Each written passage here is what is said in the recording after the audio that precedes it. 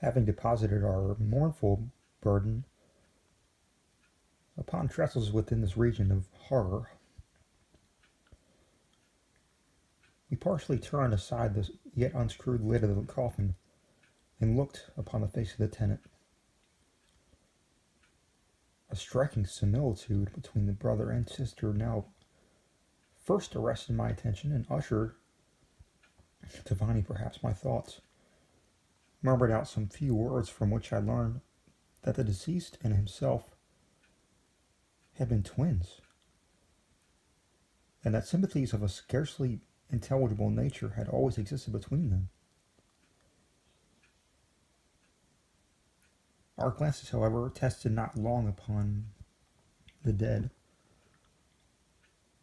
for we could not regard her unawed.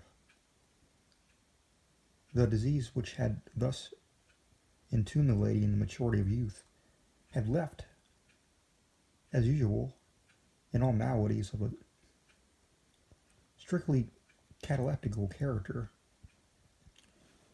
the mockery of a faint blush upon the bosom and the face, and that which suspiciously lingering smile upon the lips, which is so terrible in death. We replaced and screwed the lid down,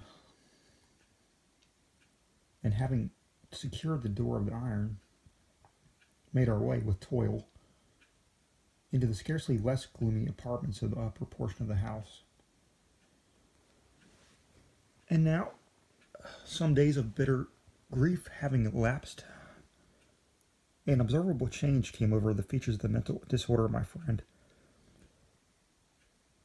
His ordinary matter had vanished. His ordinary occupations were neglected or forgotten. He roamed from chamber to chamber with hurried, unequal, and objectless step.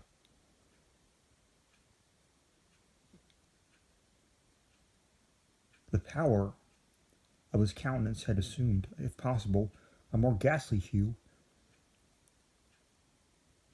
but the luminousness of his eye had utterly gone out. The once occasional huskiness of his tone was heard no more, and a tremulous quaver, as if of extreme terror, habitually characterized his utterance. There were times, indeed, when I thought his unceasingly agitated mind was laboring with some oppressive secret to divulge, which he struggled for the necessary courage. At times, again, I was obliged to resolve it all into the mere inexplicable vagaries of madness, for I beheld him gazing upon vacancy for long hours, in an attitude of the profoundest attention, as if listening to some imaginary sound. It was no wonder that his condition terrified, that it infected me. I felt creeping upon me, by slow yet certain degrees, the wild influences of his own fantastic yet impressive superstitions. It was especially upon retiring to bed late in the night of the 7th or 8th day after the placing of the Lady Madeline within the donjon that I experienced the full power of such feelings. Sleep came not near my couch, while the hours waned and waned away. I struggled to reason off the nervousness which had dominion over me. I endeavored to believe that much, if not all, of what I felt was due to the bewildering influence of the gloomy furniture of the room, of the dark and tattered draperies, which tortured into motion by the breath of a rising tempest, swayed fitfully to and fro upon the walls, and rustled uneasily about the decorations of the bed, but my efforts were fruitless.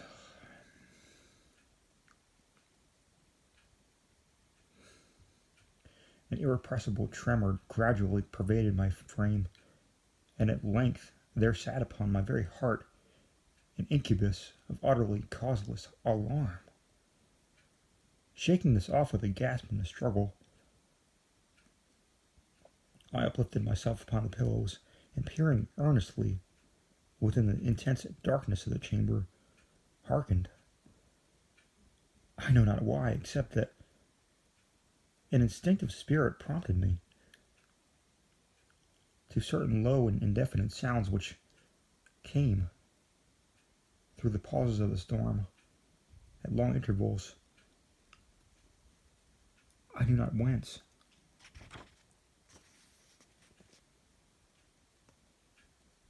Overpowered by an intense sentiment of horror, unaccountable yet unendurable, I threw on my clothes with haste, for I felt that if I should sleep no more during the night, and endeavored to arouse myself from the pitiable condition into which I had fallen by pacing rapidly to and fro through the apartment. I had taken but few turns in this matter when a light step upon an adjoining staircase arrested my attention. I presently recognized it as that of Usher. In an instant afterward he rapped with a gentle touch at my door and entered, bearing a lamp. His countenance was, as usual, cadaverously wan, but moreover, there was a species of mad hilarity in his eyes, an evidently restrained hysteria in his whole demeanor.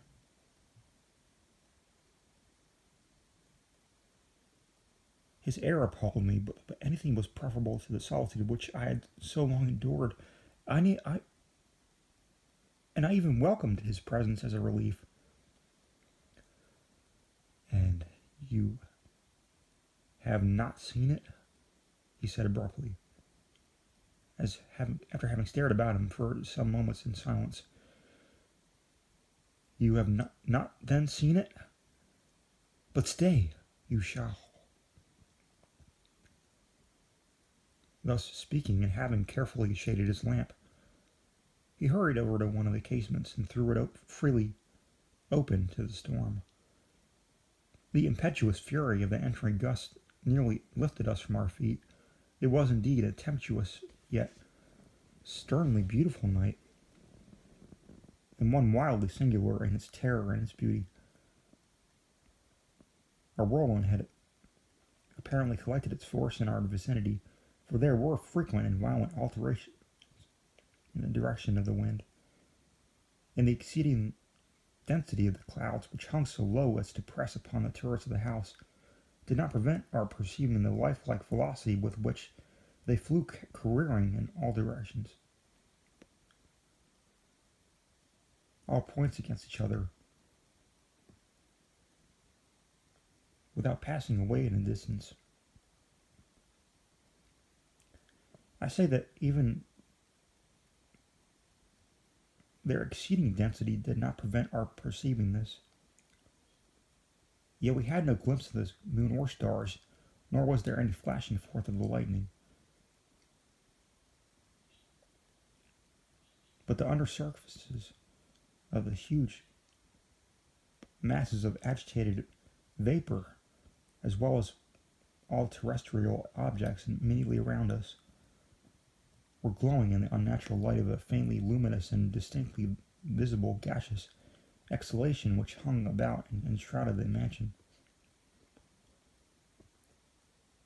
You shall not behold this," said I, shuddering to Usher as I led him with a gentle violence from the window to the seat.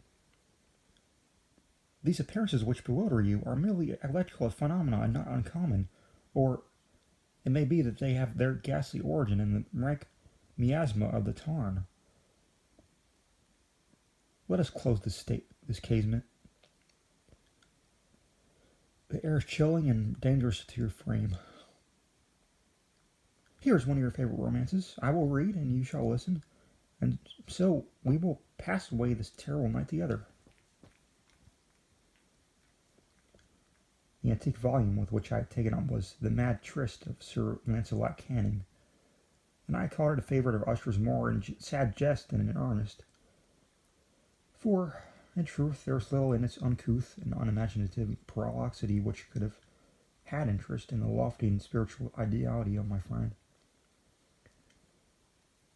It was, however, the only book immediately at hand, and I indulged a vague hope that the excitement in it which now agitated the hypochondriac might find relief, for the history of the mental disorder is full of similar anomalies, even in the extremeness of the folly which I should read. Could I have judged, indeed, by the wild overstated air of vivacity with which he hearkened, or apparently hearkened, to the words of the tale, I might have congratulated myself upon the success of my design. I had arrived at that well-known portion of the story where Ethelred, the hero of the tryst, having sought in vain for peaceable admission in the dwelling of the hermit, proceeds to make good an entrance by force. Here it will be remembered that the words of the narrative run thus. And Ethelred, who was by nature of a doughty heart, and who was now mighty withal, on account of the powerfulness of the wine which he had drunken, waited no longer to hold parley with the hermit, who in sooth was of an obstinate and maliceful turn. Feeling the rain upon his shoulders, and fearing the rising of the tempest, uplifted his mace outright, and with blows made quickly room into the planks of the door for his gauntlet hand, and now, pulling therewith sturdily, he so cracked and ripped and tore all asunder that the noise of the dry and hollow-sounding wood alarmed and reverberated throughout the forest.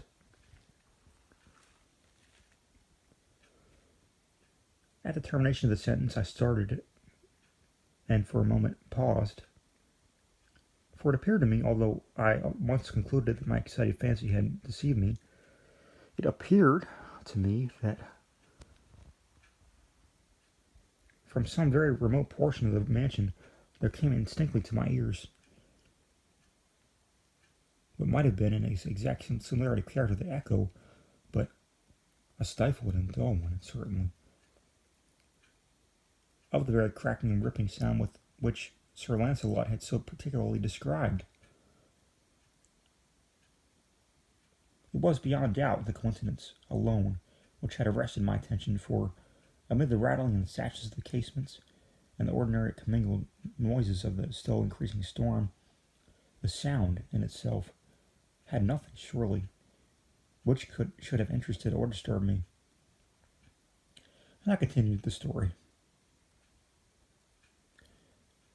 But the good champion Ethelred, now entering within the door, was sore enraged and amazed to perceive no signal of the maliceful hermit, but in the stead thereof a dragon of a scaly and prodigious demeanour, and of a fiery tongue, which sate in guard before a palace of gold, with a floor of silver, and upon the wall there hung a shield of shining brass, with this legend enwritten: Who entereth therein? A conqueror hath been. Who slayeth the dragon, the shield he shall win. And Ethelred uplifted his mace, and struck upon the head of the dragon, which fell before him, and gave up his pesty breath, with a shriek so hard and harsh, and withal so piercing, that Ethelred had fain to close his ears with his hands against the dreadful noise of it, the like whereof was never before heard. And here again I paused abruptly, now with a feeling of wild amazement, for there could be no doubt whatever that in this instance I actually did hear that, although from what direction it proceeded I found impossible to say. A low and apparent, distant but harsh, protracting and most unusual screaming or grating sound